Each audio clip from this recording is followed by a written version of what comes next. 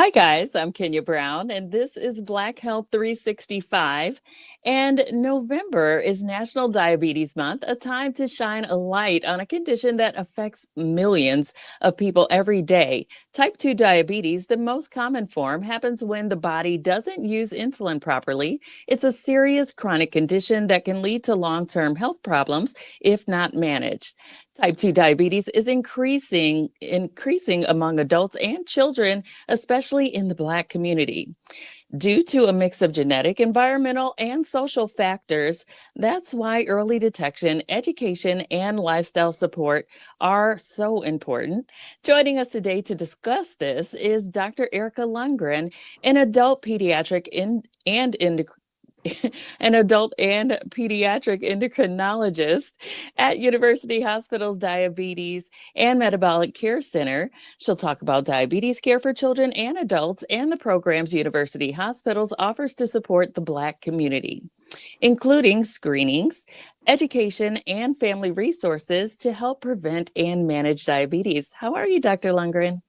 I'm great. Thanks for having me today. Absolutely. So, can you start us off by explaining what diabetes is and how it affects the body? Yes, you did an excellent introduction of what diabetes is, but basically, it's a chronic condition. It doesn't tend to go away once you develop it, and it involves the processing of sugar. And there's a hormone called insulin that the body makes. And in type 2 diabetes, the body doesn't use insulin efficiently anymore, and the glucose builds up in the bloodstream, and it can cause some downstream effects um, and long-term complications, infecting the heart, the kidneys, the eyes, and the nerves in the hands and feet, especially if it isn't treated. Absolutely.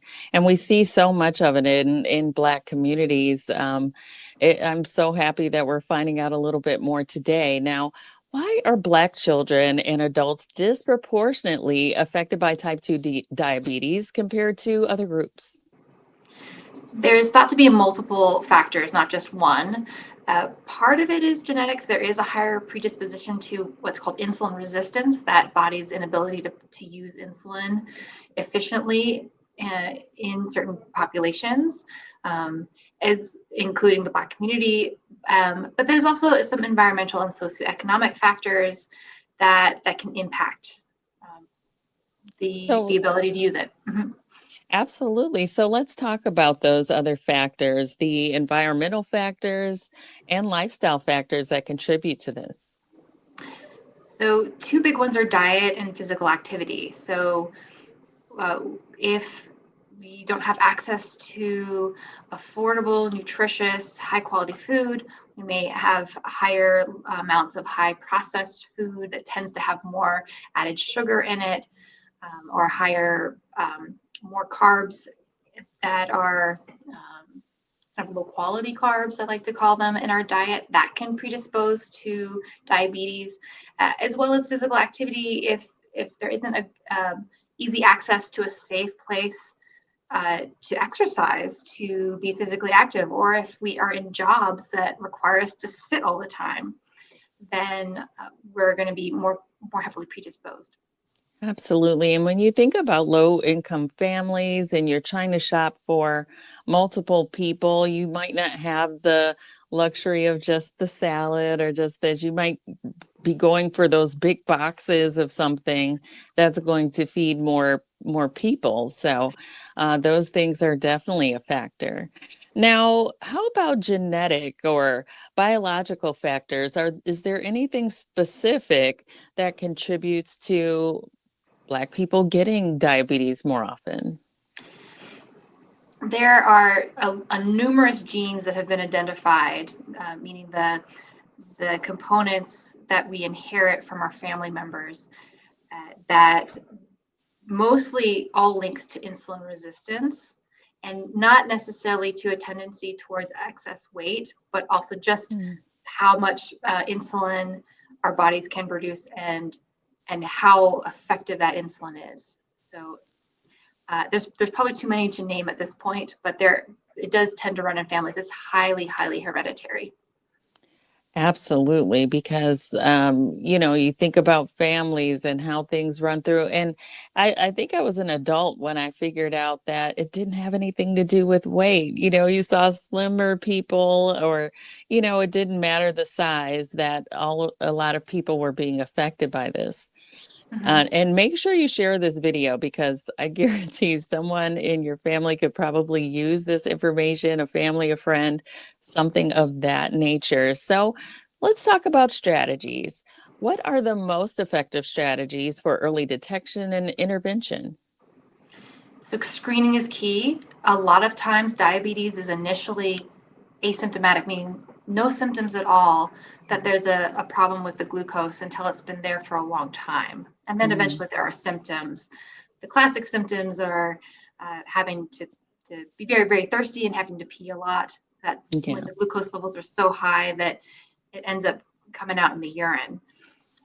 But before that, there can still be effects, negative effects on the kidneys, the heart, the eyes, as I mentioned earlier.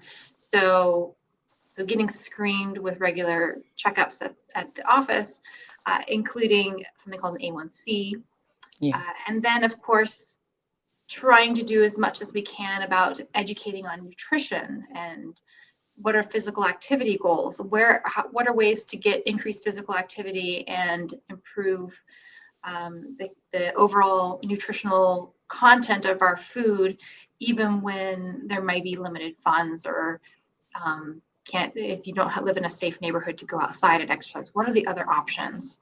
yeah. And then of course we try to link in with our school and community to support programs that are promoting those healthy habits. There's a couple of programs I want to plug from my colleagues at UH. The Diabetes Metabolic Care Center over the past year started offering wellness retreats, and those are really focused on healthy living and self-care for any adult with prediabetes, diabetes, or any other risk factor, including obesity. And then my pediatric colleagues over at Rainbow also have a comprehensive type 2 diabetes clinic that's really a multidisciplinary team that includes nutrition support from a dietitian, of course, the medical part from an endocrinologist, but also certified diabetes education specialists and mental health providers Yeah. there too. And these screenings, this is definitely something that you want to do for yourself, and because they don't take a lot of time, correct? No, I mean, a blood test takes a couple minutes. Couple minutes, yeah.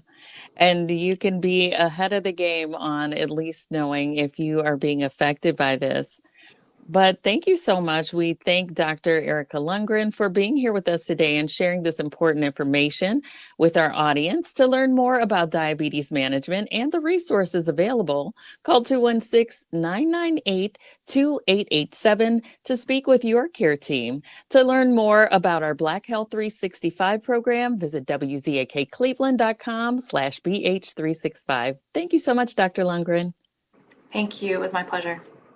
All right, till next time, guys.